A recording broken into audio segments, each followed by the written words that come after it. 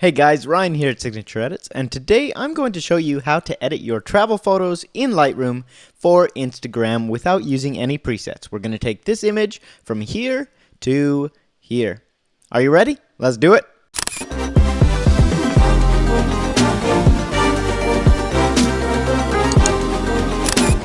Alright, let's edit this image together. First things first, this photo was taken by the incredible Zach Sorensen. He is a photographer here in LA. Good friend of mine said, Ryan, you can edit this photo, and I said you are the best. So make sure to check out his Instagram here, okay?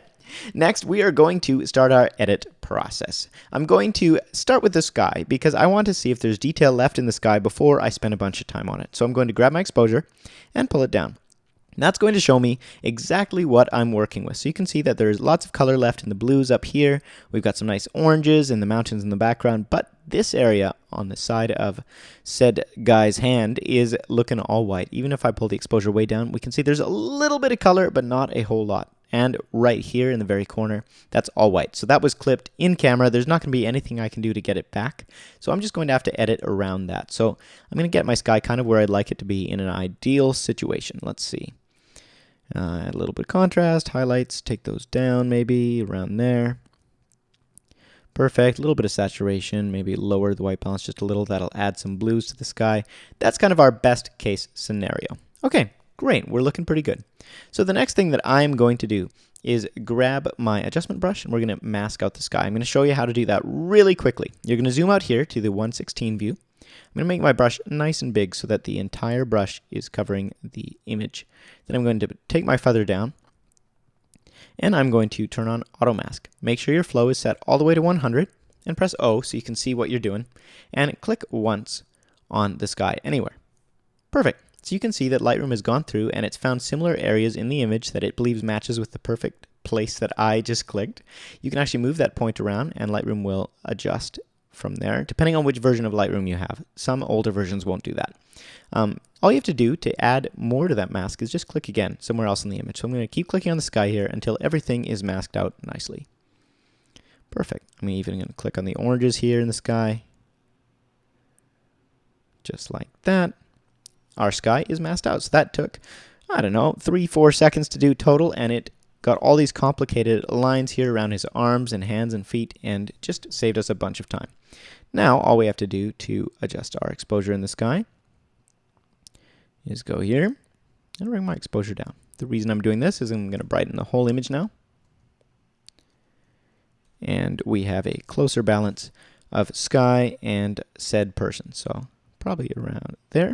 And you can see that things are looking a little weird around here. If we zoom in, I'm sure that's because Lightroom's auto mask feature hasn't perfectly captured all the bands within this color.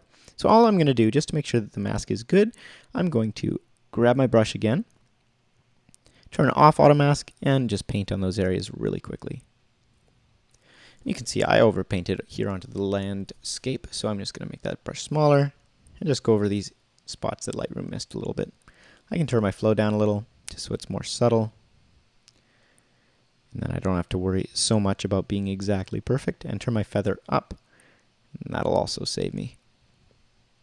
Great, so we're just going to paint in here. Looking good. And I'm just going to look for any other areas that might have been missed. This sky, you can see that Lightroom didn't quite extend all the way to the land here, so I'm just going to paint on there. Just feather and blend it in. The auto mask is awesome, but it doesn't always get everything, so you just go over really quick. Another easy, simple way to do that, up here, I'm just going to paint like that.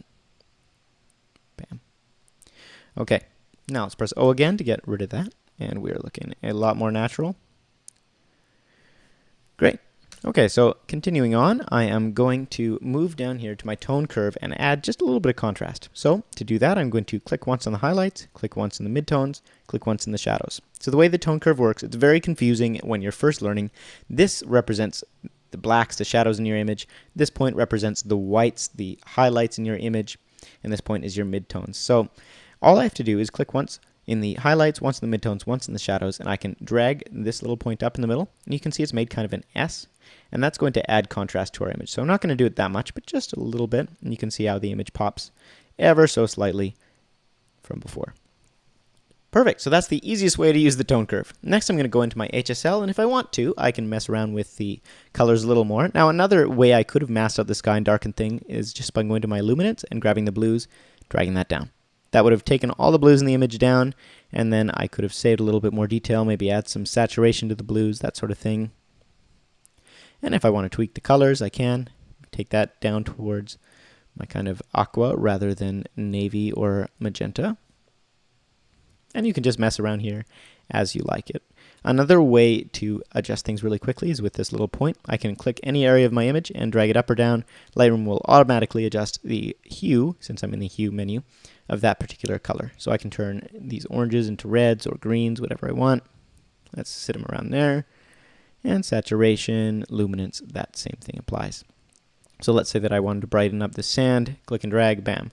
But the problem is it's also going to affect the reds and oranges in the sky as well. So that's why we masked out the sky manually rather than try and do it with the HSL, because I don't want to mess with every single instance of blue in the whole image, just the parts in the sky.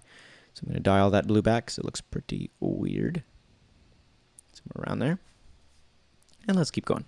Split toning, I could add this, it just depends what you're feeling. An easy way to do that is hold down the Alt key, then drag your hue, and that will automatically just show you exactly where you're affecting. So let's say I want to add some blues to that beautiful sky. I can do that, and then I can dial in my saturation to where I like it. Let's say around there. And shadows, what do I want for shadows? I'll hold Alt, drag the hue until I find something I like. So I'm thinking something warmer in the shadows would be nice, probably around there, and drag that up. So split toning, this is before, and here's after. Before, after. So that's up to you. If you want to, you can. I'm thinking I actually liked it a little bit cooler, so we'll take that shadow down. Perfect. Moving on. Detail, sharpening, you can add that as necessary. Again, holding the Alt key will let you toggle and see exactly the amounts that you're adjusting really easily. So let's say I just want to adjust around my person here and sharpen them. I'm going to turn my radius way up. Great. Lens corrections, make sure these are on because we've got some vignetting happening in the corners of our image. Press enable. Perfect. And effects, I normally add a little bit of grain to my images just because I like it. Some people don't. Feel free to do what is good to you. Perfect. And calibration, you can again adjust the colors. Blues, bam, just like that. You can get that ever so popular teal magenta look, or you can adjust your shadows, make them a little bit more green, or a little warmer, depending on how you're feeling, what emotion you want to give to the image. And the very last thing I'm going to do after I've gone through that is go up to my adjustment brush and paint a few little things on here. I'm going to go down to my Add Texture brush, and this is included in any Signature Edits preset pack. You can make your own, though, if you don't have that. Just add some clarity, some saturation, a little bit of sharpness, and then I'm going to paint just in the areas of the image that I want to pop a little bit more. So these footprints, this sand texture here of his feet, I'm going to just make those pop by painting on them just a little bit. Perfect. So here is, let's grab before, and here's after. You can see how it really brings out the detail, especially in the sand. I'm going to even emphasize that a little bit. The easiest way to add more of an effect is you can toggle on your adjustment brush with this little triangle here, and that will actually give you an overall slider to adjust the amount of effect that's showing up. So I'm going to grab this and I'm going to drag it up. That should make it more intense or less intense depending which direction I want to take it. So I'm going to take it probably around there. Great. And the last thing I'm going to do is fix the buttons that are popping out here. I just think they're a little distracting in this image, so I'm going to use my spot removal tool. Make sure that my opacity is set to 100. I've got my feather around 50. That doesn't matter super much.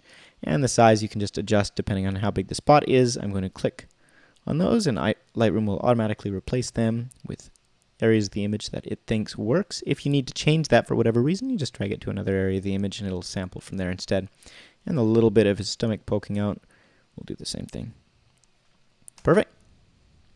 And last but not least, we're going to export this for Instagram. I'm going to do that by going up to the 4:5 setting, and I'm going to just crop my image here the way that I like it, just like that. And then I'm going to hit Shift-Command-E to export. we're going to hit our Instagram preset, which is included with every Signature Edits pack. But if you don't have it, all you have to do is grab it, give it a custom name. So we'll call it Zach Sorensen Shot.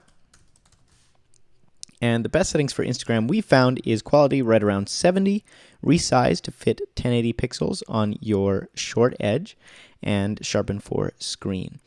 That seems to be the best compression settings so your images look as good as possible in Instagram. So just like that, we have gone from our raw file all the way to here.